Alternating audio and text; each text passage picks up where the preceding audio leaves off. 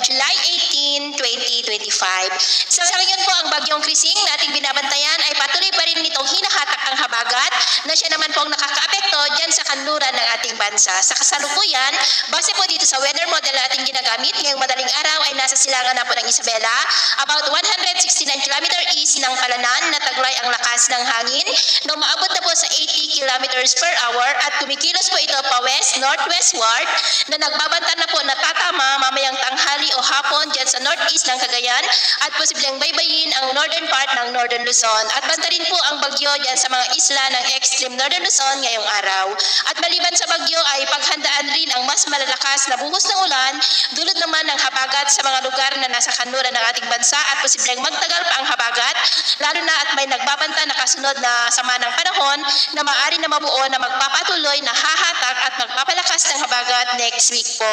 At sa ngayon po, dahil sa bagyong Krising, ay nakataas ngayon ang tropical cyclone wind signal number 1 sa may Batanes, Cagayan, kasama na po ang Babuyan Islands, Isabela, Quirino, northern portion ng Nueva Vizcaya sa may Kasibu, Quezon, Bagabag, Jadi, Bayumbong, Solano, Ambagyo, Villaverde, Dupax del Norte, Bambang, Cayapa, maging sa northern portion ng Aurora sa may Dilasag, Kasiguran, Dinalungan, Dipapulaw, Baler, maging sa may Abra, Apayao, Kalinga, Mountain Province, Ifugao, northern portion ng Benguet sa may Bakun, Mankayan, Bugyas, Kibungan, Kabayan, Bokod, Atok, Kapangan, maging sa may Ilocos Norte, Ilocos Sur, northern portion ng La Union sa may Bangar, Sudipen, Luna, Balawan, Santol, San Gabriel, Bagbaknotan, maging sa may Polilo Island sa may Camarines Norte, northern portion ng Camarines Sur sa may Karamuan, Garchito Rena, Lagonoy, San Jose, Presentacion, Tinambak, Siruma, Goa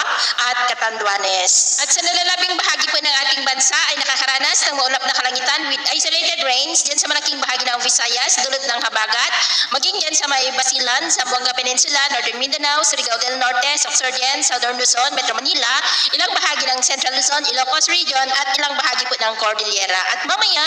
ay sisikat naman ang araw sa silangan ng Mindanao at maulap ang kalangitan with isolated light to heavy rains sa malaking bahagi ng Northern Luzon at extreme Northern Luzon dulot ng bagyong Krising. At dahil naman sa habagat ay cloudy skies with isolated rains sa may Central Luzon, Metro Manila, Southern Luzon, Visayas, Basilan, Zamboanga Peninsula, Northern Mindanao, Sorsogon at Dinagat Island. Kaya mag-ingat po tayo dahil posible ang mga banta ng mga pagbaha at pagguho ng lupa. At sa atin naman pong mga baybayin, maalon po ngayon sa mga baybayin ng extreme Northern Luzon, silangang baybayin ng Northern Luzon, silangang baybayin ng Catanduanes, mga baybayin ng Antique, Hinubaan, Dumaguete at Palawan. Ang mga alon dyan ay posible po aabot hanggang sa 1.7 to 3.5 meters height at may banta rin po ngayon ng storm surge dyan po sa mga baybayin ng Isabela, Cagayan at Ilocos Norte, kaya mag-ingat po tayo.